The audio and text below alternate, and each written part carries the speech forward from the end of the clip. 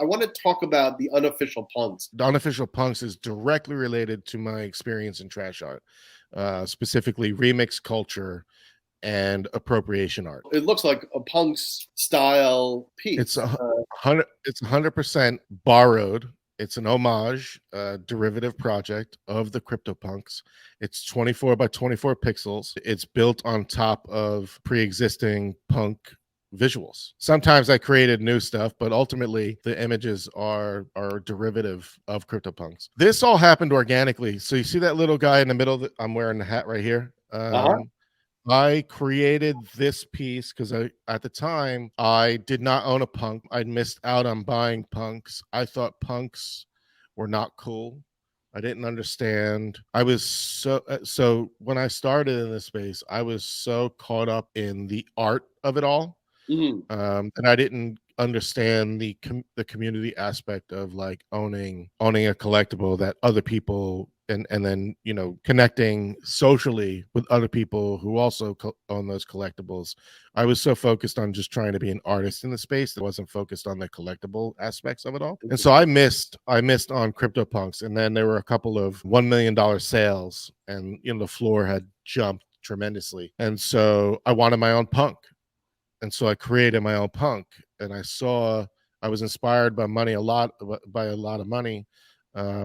He's no longer with us, but he's one of the earliest innovators in the crypto art space. You could look him up. Money Alata is his Twitter handle.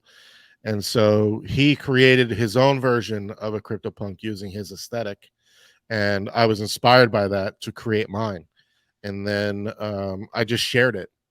And I think because of the people that I hung around in the space, the people who were naturally inclined and interested in meme culture, interested in remixing, interested in appropriation art, that one tweet basically inspired an entire culture and an entire alt punk movement because of this project right here. I think I did some I collected data on this at the time. So this is, and for context, for people who don't know, this is all before Apes. Before Apes, there were very few PFP projects that people were putting in their profile pictures. Punks was one of them. Crypto Skulls wasn't really there yet. I think some people were using the kitties, and the Axie Infinities and things of that nature. Oh, and Avastars, right? Okay.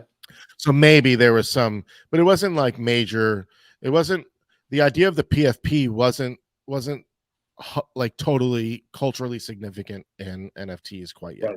Right. And then Unofficial Punks and ultimately alt punks and the entire community that was born out of this, which included like 160 we call those subgenres, but other artists that were creating other punk inspired derivatives. It became a social and cultural movement of people experimenting with the punk aesthetic, the idea of remix culture being reaccepted again in the art experience, and I call it remix because I think it's more akin to sort of how you remix and sample things in rap music and today's pop music too.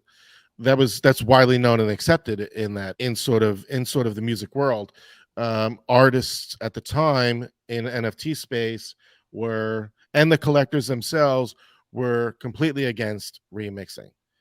They found, especially punk owners, original CryptoPunk owners, found our remixes offensive, tried to get them removed.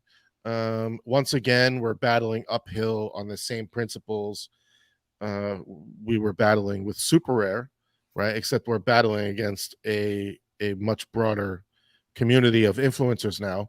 The CryptoPunks. The saving grace here was I had some support from the CryptoPunks team, John and Matt. Oh wow! They gave the okay for my project. Oh wow! Yeah. So that's how it stays up and isn't pulled down and. Yeah, for a couple, and why it's also checkmarked. I was grandfathered in on OpenSea. Today, OpenSea has a internal policy where a derivative project cannot receive a check mark. Oh, But they have something called a safe list. So any new project, if you've ever bought anything on OpenSea, you'll see the meter, and it's like, this is trusted or not trusted. It right, wants you to be aware that you may be purchasing a fraudulent something. right. Or so there, what they did was they added this extra layer of friction, and then when your project becomes popular, they remove that layer of friction, and that's how they get you on the safe list, but you can't receive a blue check mark. I am one of the few derivative projects out there at Unofficial Punks that has a check mark, because I was grandfathered in. Wow.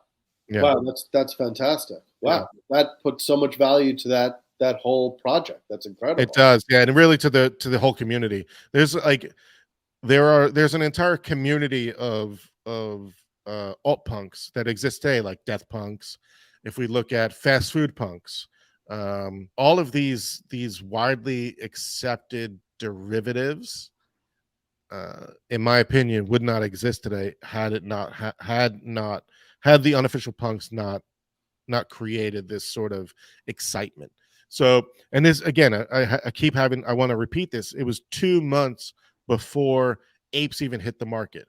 Apes shifted the paradigm, Right. 100%, Right. no doubt, Right. absolutely.